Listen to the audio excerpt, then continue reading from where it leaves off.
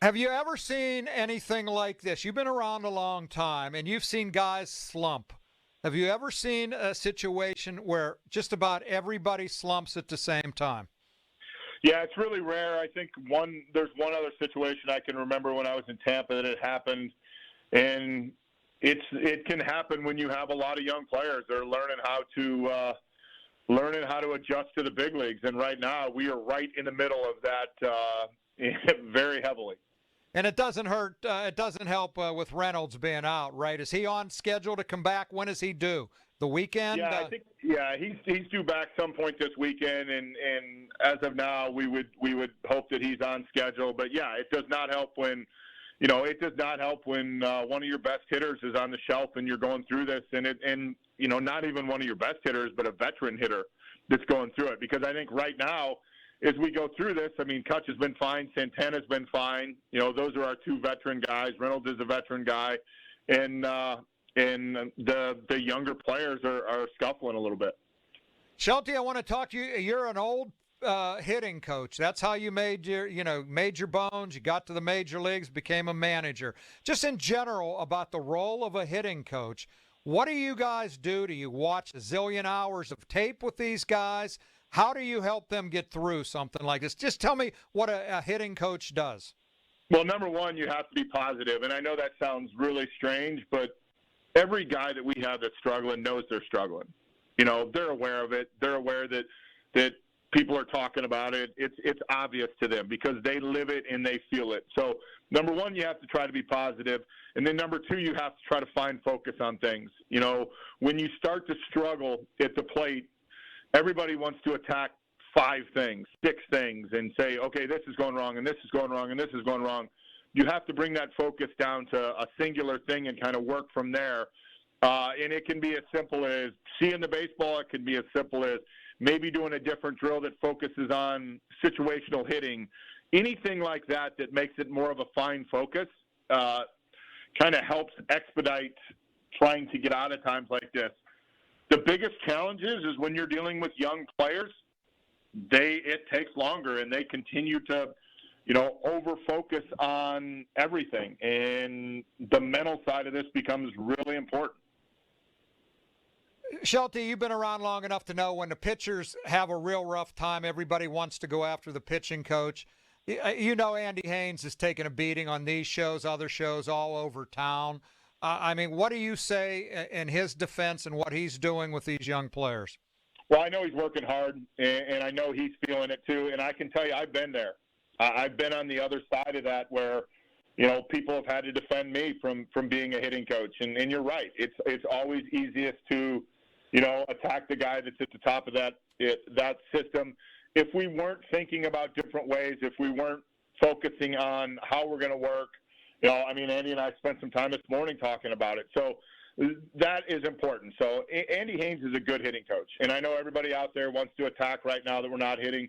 We have some young hitters that need to get better. And I'm very confident that, he's going to help figure out how to do that. We're talking to Derek Shelton here on the Derek Shelton Show. And Shelty, nobody's really hitting. But again, a lot of the focus is on the catching situation. We had Jim Leland on the other day, and he said that he wants hitters instead of defense and pitch framing. He said pitch framing is overrated.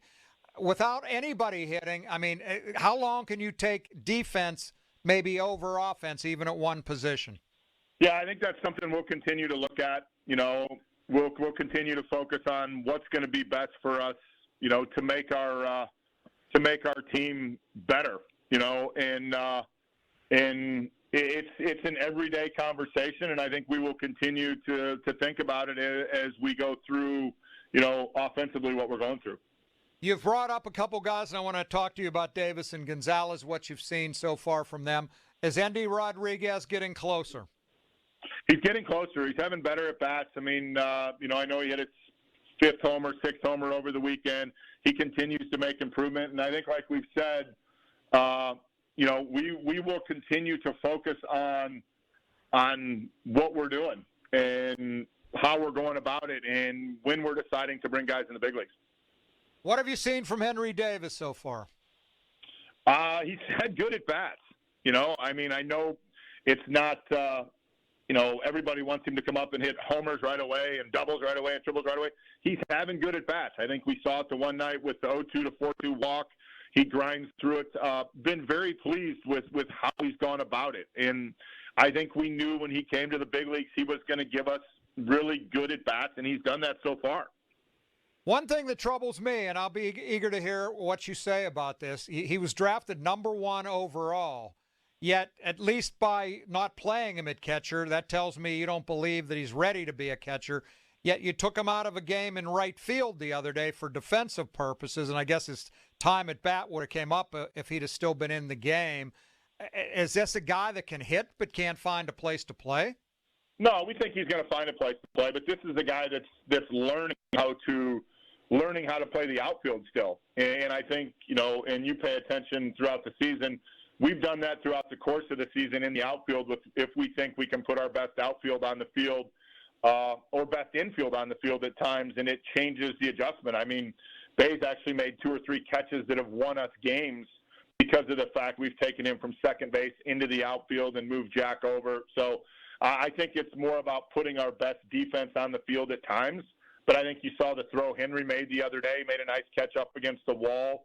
I mean, the other day we defended for him in a game in Miami, but that was as much as an extra inning game. He had to last out with Bay in the game because if the game does get tied, Bay's going to be the runner anyway, and then we get an inning of defense. So there's a lot of factors that go into it, but he is becoming a better outfielder. How about Nick Gonzalez? Yeah, I mean, we were excited to get Nick up here. I think we're seeing right now that there's still some adjustments to be made, and we think he can hit. And, hitting at the big leagues is hard, but very confident that he's going to make those adjustments and be a good major league hitter. You just got to keep running him out there for a little while, Shelty. Is he in the lineup tonight? Yeah, he'll be in there tonight, and we just got to give him opportunities. I think it's one of those things, as we're seeing with other guys that have been here for, less than a year, a little over the year, hitting in the big leagues is hard.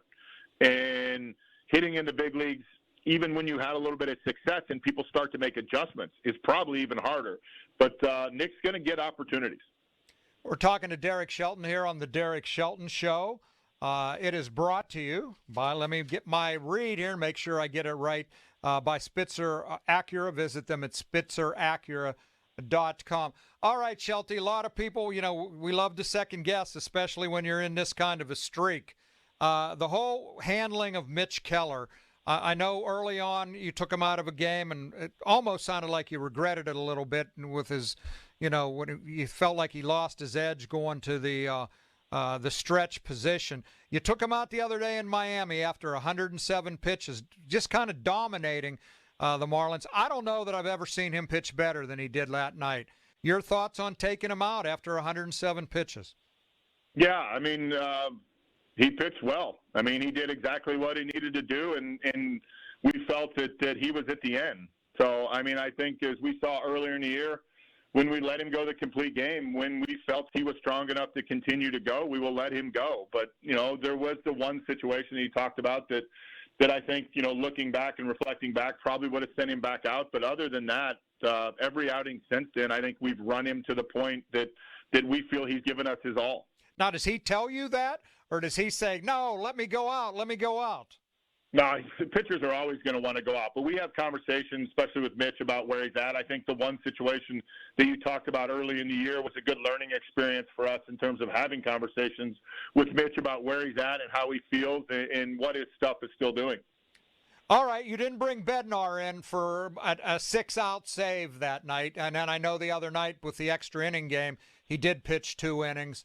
Your thoughts on handling him? And last year, maybe, did you use him too much and that contributed to his, what was it, a back injury last year? And I know you like to have these guys in their roles and not vary, but when you're losing like this, how tempting is it? Yeah, it's understandable the first night in Miami with the Bednar situation, and I think that is something that we talked through in terms of, could we have done that one differently? And I 100% think that's a valid question. We are very, cautious in terms of using him in those 2 innings outing because last year we did lose him for an extended period of time with a back issue, and we have to make sure we monitor that because his volume was high. The other day, it was a situation where, it was a tie game in the ninth, and a tie game in the ninth on the road with the new rules has kind of changed how you use guys that are closers, and we sent him back out with the lead in that situation. It's probably one of those rare occurrences where you're going to see him throw 2 innings, but his volume had not been very high. But the first night in Miami, yeah, that was something we talked about afterwards, that, maybe that's a situation where we could have done that differently. A guy that's impressed me is Beto. He's taken the opportunity and ran with it, hasn't he? Yeah, he really has. I mean, this is a guy that wasn't even invited to Major League Camp during the season and started out in Indy and did a really nice job and, had a tough task. His first 2 starts were against the same team, which is never easy.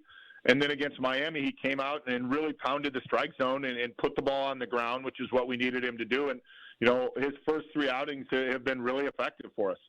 All right, before I let you go, I'm not going to ask you about Ohtani today, even though he hit another home run last night. Leads baseball in home runs and RBIs and ranks 4th in strikeouts, but I'm not even going to ask you about him, Shelty. The kid you saw on Sunday from Miami, that Yuri Perez, I can't believe he just turned 20 on April 15th. I have socks older than 20. I can't remember a guy doing what he's doing at that age. Yeah, well, number one, if I would have said you had socks older than 20, you'd have got mad at me and yelled at me and, said I was being age discriminating. I can take your best shot. Go ahead. So, no, that's impressive. I mean, 20 years old, big, long. The thing that was the most impressive about him was the ability to execute breaking pitches. I mean, we knew that he was going to throw the ball 100, 101, but the execution of the other 3 pitches at that age, that's extremely impressive. And the Marlins have done a really good job of building a stable of good young arms. I mean, and we saw the 2 left-handers. I mean, we didn't even see Alcantara, who won the Cy Young last year, but the Perez kid is extremely impressive. I go back a long way like you do. I mean, Dwight Gooden was 20 and 85 when he won the Cy Young. I mean, this kid is just, it's amazing to me. All right, Shelty, yesterday came a report from MLB Network that the Texas Rangers are maybe interested in acquiring Andrew McCutchen. It leads to a lot of talk.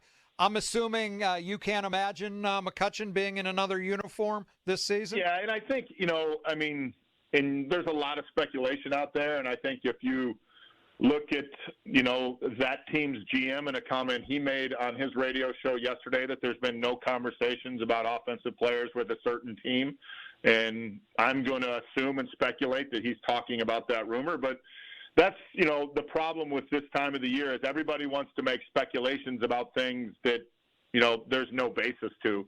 And it's unfortunate. And, I guess it makes for, good radio and good Twitter and everything. But, speculation is speculation. Well, Andrew has always said he wants to be here, correct? And I know the argument, maybe helping him out and giving him a chance to win a World Series, which he's never done. But he's always said Pittsburgh is home, correct? Yeah, 100%. I mean, he decided as much as we decided for him to come back here. And I would say if you ask him, he's very happy here and he's, enjoying it. And we saw over the weekend, after a few days off and getting some rest, that he probably took as good a swings as he's taken all year long. I mean, he got on top of 100 a couple times for base hits to left field. But, yeah, I would say he's very happy here. And I assume, and again, I know what you make of yourself sometimes when you assume, that you look at him as being very important in the development of some of these young guys around you? 100%. I mean, he's done that from the day he stepped in here this time and continues to do that. And, is always having ongoing conversations about it. But, yeah, he's been a big influence on our group.